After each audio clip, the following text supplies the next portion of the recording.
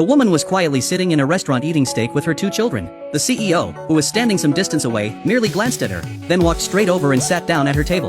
The woman recognized him as her late husband's younger brother. The CEO had never met her and assumed she was the blind date his family had arranged for him. The first thing he asked was what she did for a living and how much she earned per month. She said she had no job and no income. The CEO wondered how someone with her background dared to show up on a blind date with him. Hearing this, the woman was about to explain that she was not his blind date, but the CEO bluntly stated that he was looking for a beautiful woman with children to marry in order to consolidate his position within the group, and that she met his requirements. The woman stated plainly that he had mistaken her for someone else and said she was not there for a blind date. However, the CEO assumed she was deliberately playing hard to get to draw him in and raise her value. Angry yet exasperated, the woman once again stressed that he had mistaken her for someone else. She was simply a customer seated at regular table number 1, and his actual blind date was in the VIP section next door. When the CEO saw the blind date his assistant had arranged, his expression froze instantly. He had not expected the woman waiting for him to look so utterly unremarkable. At that moment, a former male classmate who had secretly admired the woman for years walked over and publicly humiliated her for being a single mother, mocking her for trying to find a sucker to take over her burden.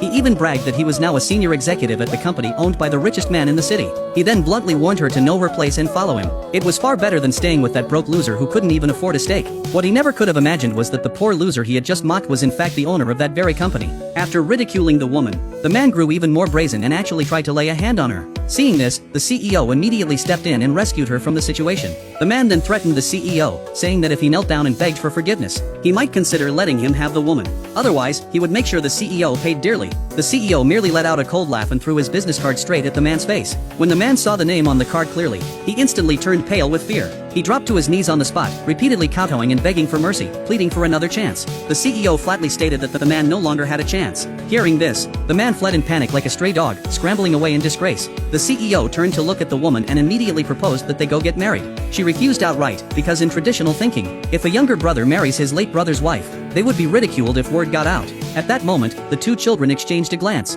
then immediately clung to their mother and began pleading with her, tearfully complaining that other children always mocked them for not having a father. The woman quickly comforted them, saying she would soon find them a good father. But her son pointed directly at the CEO and loudly declared that he wanted his mother to marry him right now, and that they wanted the CEO to be their father. Unable to withstand the children's relentless pleading, the woman finally agreed reluctantly. Just like that, she went with the CEO to the Civil Affairs Bureau and obtained their marriage certificate. As she walked out of the building, the woman could hardly believe that she had just registered her marriage with her late husband's younger brother. The CEO gently patted the 2 children on the head and thought to himself that they were not only adorable, but even bore some resemblance to him. Perhaps this was fate. Afterward, the CEO took the woman and the 2 children back to his mansion. He then handed her a set of keys and told her that from that day on, she would be the mistress of the house. No sooner had he finished speaking than the door was kicked open and a group of people stormed in. The CEO asked what they wanted. The mob boss forced a smile and said they were there to discuss cooperation. He then slammed a contract onto the table and arrogantly ordered the CEO to sign the military project agreement immediately. It was obvious they were trying to seize the CEO's project by force.